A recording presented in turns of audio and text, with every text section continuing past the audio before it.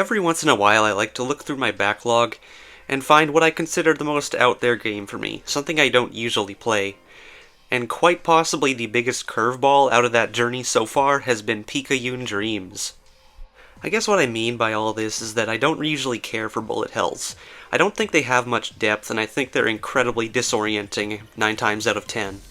But I want to judge this game on its own merits first and get to that later.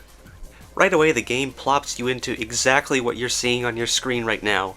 Nothing, at least not for me. We're just off to the races right away. Now, it may seem overwhelming, and it is. At the very least, it will be very soon. But there's a couple ways it gets around this. Picayune Dreams has a low skill floor, but a decently high ceiling. You spend most of your time just pointing your mouse at things you want to shoot, but it slowly ramps up from there. The items you're given are probably the biggest example of this. There's a lot thrown at you at once, and all you really get is a picture and some code. Although it becomes a little bit easier once you realize most of them just fall into group damage or single target damage. And I like that about items. Just pick what you like, go through some trial and error, and eventually find a build that sticks.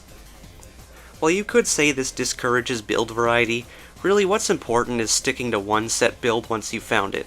It doesn't matter if you're a death machine or if you've just found something you really enjoy. What's most important is that you've found what works for you and what doesn't. And it seems like most of the items are pretty balanced, except for the crown. Never take the crown. Something I like about this game's progression is that it gives you a bit of a push in the right direction without you even realizing it, specifically in the achievement menu. To avoid diluting your selection, the game only offers you a couple weapons from the start, but you get more by stacking what you already have as achievements, and I think this works pretty well for what they're trying to do.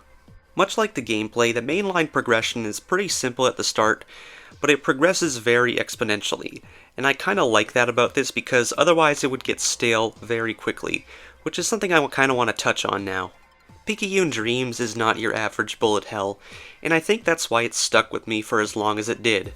Something I've recently discovered that I really don't like about games, especially now, is when they're more stimulating than they are interesting. A well-made game can be generally simple, but still very interesting. When I play something like a bullet hell or its kind of ilk, I don't really care much for it. I feel like I'm kind of on autopilot mode, and I don't really have much control over what's happening, and it's all just bright visuals. I've actually dropped a couple games in my collection for this exact reason. If I'm just punching away at numbers and there's nothing to really incentivize me doing so, like there's no sense of humor, no extra mechanics, nothing else, and it's just sort of visuals, I can't really get myself to care too often. I get the idea of playing a game just to de-stress, but even then, if you're planning to do that, you should do something more than just go through the motions, you know? Like, why bother with something not good just because it's something? I think Picayune Dreams has a pretty good remedy to this. While there's no sound design or impact to really indicate what your weapons are doing, or if they're even being useful, you probably won't mind because early on you'll be scrambling to use whatever you can find, and later on you'll be just lost in pure enemy chaos. And no, you can't play this semi-automatically either, at least not with most builds. Movement and aiming are always important.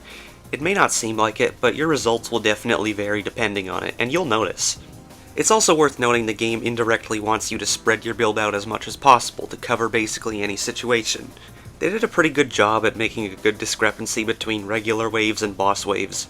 You'll find yourself subconsciously preparing for the boss depending on the items you pick, and honestly, there's nothing to really distract you from the boss when it finally comes, and I really appreciate that. This is a bit unrelated, but I also like that they made the character considerably visible, which is usually a problem in a lot of bullet hells I find. Your character's consistently red and white along with all our weapons, and always on the center of the screen, which I'm really glad they paid attention to.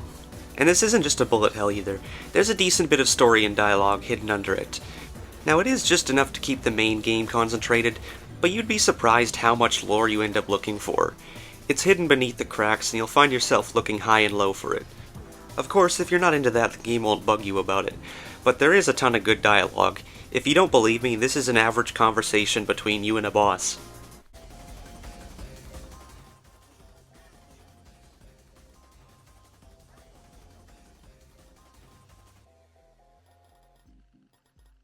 It's just magical, isn't it?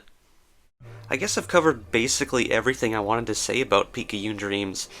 I guess I wanted to comment on it because I really don't usually like these kinds of games, as I've mentioned a couple times, unless it's something like Asteroids, which is mainly just because you can pick it up and play it in 5 minutes and there's no absolutely mind-melting visuals to go with it. I always like a game that can surprise or impress me, even if it's a genre I don't really care for, and this makes another nice piece of the Two Left Thumbs collection that I'm slowly working my way through. I feel like it also goes without saying that this is such a unique visual experience too. You'll never find anything quite like this, which I think makes it stand out even more. Good game, surprisingly good game. I'd like to see more added to it eventually in the future if that's possible, but as usual, the link is in the description if you want to check it out, look at the summary, or even buy it. Anyways, you know the drill, cut to something funny at the end. Okay, never mind.